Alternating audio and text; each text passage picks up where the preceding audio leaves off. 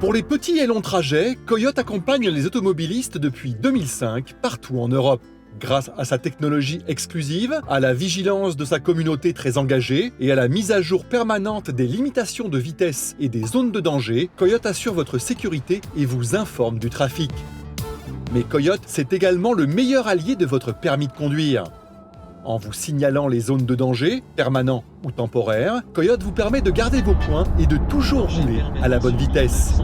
Un bip-bip retentit lorsque vous rentrez dans une zone de danger, et si par mégarde vous vous retrouvez en légère survitesse, comme ici par exemple, le compteur de vitesse passe au rouge, émet un flash lumineux et l'alerte sonore retentit crescendo. À chaque instant, la réactivité et l'efficacité du service Coyote vous incitent à adapter votre vitesse. Dans les zones de danger permanents de type tronçon, Coyote calcule votre vitesse moyenne. Si vous dépassez la vitesse moyenne autorisée, là encore, le compteur devient rouge, le flash s'active et un bip-bip se fait entendre.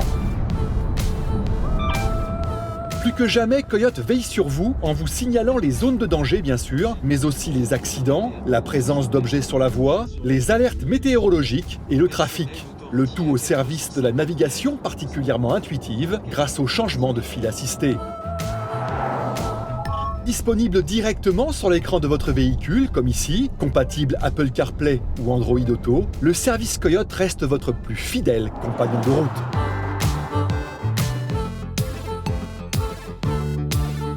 La limite de vitesse, c'est un élément clé du service Coyote. C'est la raison pour laquelle, en réalité, on se base sur plusieurs sources d'informations. La première source, c'est notre partenaire cartographique, qui est la société IR Technologies, l'un des plus grands cartographes mondiaux, qui nous fournit cette information. Par ailleurs, nous complétons cette information grâce à la communauté Coyote, qui, elle aussi, nous remonte des informations très régulièrement sur les mises à jour de limites de vitesse. Et enfin, dernier élément, c'est dans les zones de danger, où là, c'est tellement important pour nous que d'avoir la bonne limite et de l'avoir surtout quasi en temps réel, que nous prenons la main pour mettre à jour la limite de vitesse dans ces zones spécifiquement.